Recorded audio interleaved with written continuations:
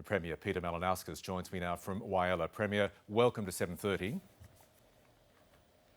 Good evening, Michael. You're one of the key voices calling for Randa Abdel-Fattah to be disinvited from Adelaide Writers Week now that Literary Festival, a jewel in Adelaide's cultural crown, has gone belly up. Have you just kicked a big own political goal?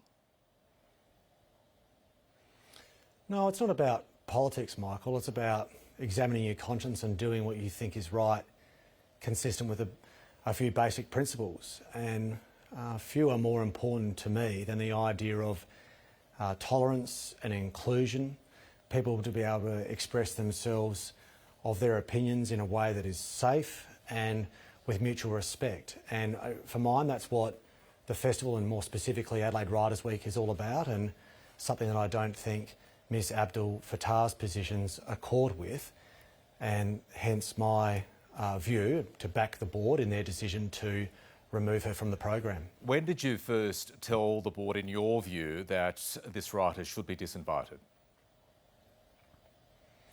Well, the board's been struggling with this issue going right back to last year. In actual fact, in the middle of last year, a significant board member resigned from the board explicitly because of this issue, and a litany of others that occurred in the lead up to it. But in terms of my engagement, that particularly started to get involved around Christmas time, and I had a number of conversations with the board chair where I expressed my concerns about Ms Abdel-Fattah's appearance, and the board asked me to sort of put that view clearly to them, and I was happy to do that, and I signed a piece of correspondence to them dated the 2nd of January this year, sort of very thoughtfully outlining not just my view, but the reasons for how I came to that conclusion. You had a number of conversations, as you say, with the former chair. The board is independent. Were those conversations appropriate?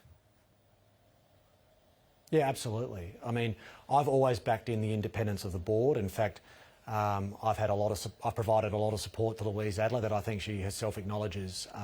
When we've had similar issues like this in previous iterations of the Writers' Week, it feels like every year there's a controversy about a particular speaker, and I've always backed the independence of the board and made clear that they should be free of any political instruction, any threats of cancellation of funding or anything like that. And that's not just an important principle I believe in. It's also a function of the law. It's very clearly crafted in that way. But that doesn't mean that doesn't mean that I or anybody else, for that matter, isn't able to express opinions. But excuse the interruption, Premier. You're not just anybody. You are the Premier of the state, the head of the government that provides the lion's share of funding to the Adelaide Festival. How could that not be seen, those phone conversations and the letter and whatever other communication you had with the chair or other board members, how could that not be seen as direct pressure from you? Well, it's certainly me advocating a point of view, and I think as Premier of South Australia, I have a responsibility to advocate for social harmony and inclusion. I have a responsibility to call out those who expressly commit themselves to deny other people a voice, as Ms Abdel-Fattah has done when she advocated against the cultural safety of those people who believe in Zionism, which of course is the vast bulk of Jewish people. So I made that opinion clear, but also when I wrote that letter, Mark, I was very clear in that letter, making clear that it was up to the board to arrive at their own conclusions. But you can understand the board before them. And the board's not just reading that letter, they're reading that letter knowing it is written by the Premier, by the head of the government that provides most of their funding.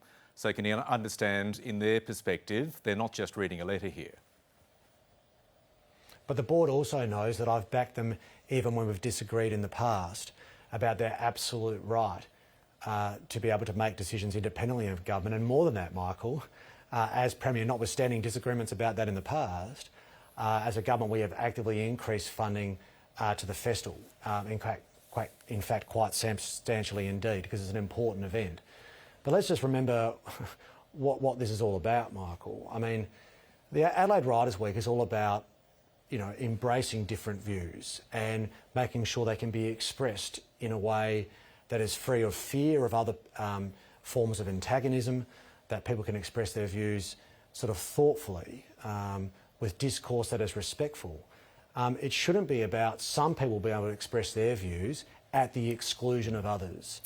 And Ms Abdel-Fattah's Ms Abdel-Fattah's express commitment is that Zionists should not be able to express their views in a way that is culturally safe. They should be actively denied cultural safety. And that's a pretty extraordinary opinion for someone to have when they also seek to be able to have freedom of speech for themselves. And I think it just doesn't accord with a degree of compassion and humanity, particularly in the context of Bondi, which is impossible to ignore here. But yeah, back in 2023, there was a similar controversy over two Palestinian writers. Back then, you were saying, in your words, it'd be a dangerous precedent for any government to try to step in and do what clearly has happened here, and that, in your words, that doing so would be a path that leads us to Putin's Russia. What happened to that, Peter Malinauskas? Well, it's the exact same person, Michael. Because back in 2023, changed? I expressed, nothing's changed, because I made it very clear that I expressed my views in 2023 as I express them now, that it is up to the board to be able to make decisions about the artistic content as they should. But it's also my profound responsibility, both pre-Bondi and post-Bondi, to advocate for the fundamental principles under which our social compact as a nation is built. That is to say, if you want to advocate for causes in a foreign land from a country, no matter where you come from or what they may be, you might be arguing for democracy in South Vietnam, or a Uyghur protesting against the Chinese Communist Party, or someone arguing the case for a Palestinian state. You might be doing all of those things. You can do that as in the country. You're entitled to the freedom of speech. You can protest about it, but you can't protest about it and then seek to deny others the ability to be able to express their views, which is the problem with Ms Abdel-Fattah's position, and why I don't think she should be on the program at Writers' Week. Randa Abdel-Fattah her lawyers have threatened to take defamation action against you over some comments you made at a media conference yesterday. Are you prepared to go to court over this? Well, you know, Michael, every single thing that I've said throughout of this, you know, I've tried to make sure I think through carefully. The position I've taken on this, you know, I've got to examine my conscience and do what I believe is right. And everything Does that involve defending yourself potentially in a court of law? Well, look, everybody can see the remarks that I've made, Michael, in the context in which I've made them, with a desire to sort of advocate the case for basic human decency and respect for other people's views and opinions. And I think when they see my remarks, they will be able to form their own opinion about all of this. But, you know,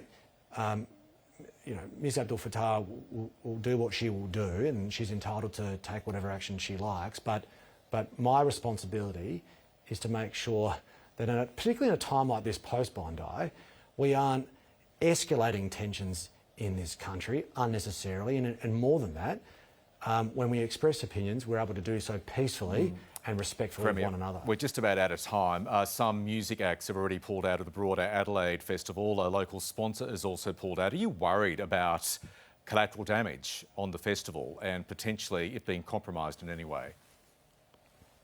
Well, I care for the festival deeply. You know, it's an important event in our state. I think you and I have spoken about it before on the breakfast program. It really is important, I think, culturally at the moment. Which is why I will always advocate against anyone taking a position that they can express their view, but someone else can't express theirs safely. And that's a fundamental principle that I think is worthy of preservation, and I've got a responsibility to advocate for. Premier, appreciate your time. Thanks for joining us. My pleasure. Thanks, Michael.